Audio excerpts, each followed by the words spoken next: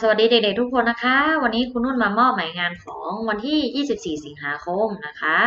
ใน exercise หน้าที่ 47 นะคะ โดยจะเป็นคำถามว่า who's this ตรงนี้นะคะที่ครูชี้ข้างล่างนะคะ who's this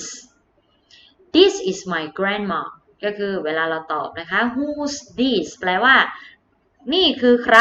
นะคะเวลาเราตอบนะคะก็ตอบว่า this is my grandma นะคะนี่คือ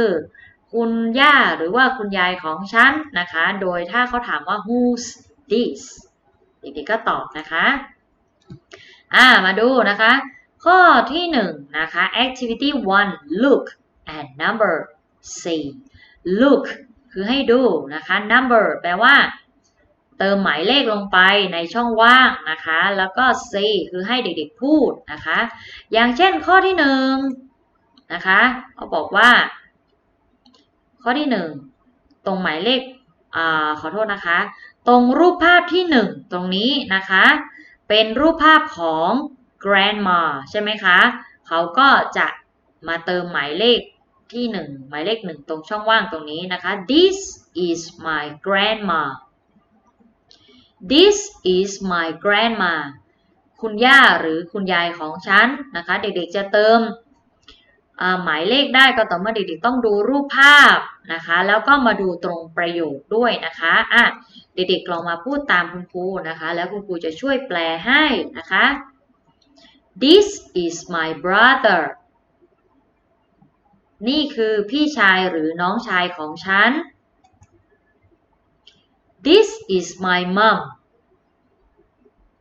นี่คือแม่ของฉัน this is my grandpa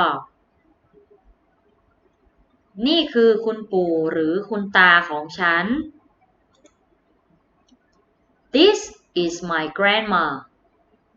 นี่คือคุณย่าหรือคุณยายของฉัน this is my dad นี่คือคุณพ่อของฉัน this is my sister นี่คือพี่สาวของฉันหรือว่าน้องสาวของฉันก็ได้นะคะ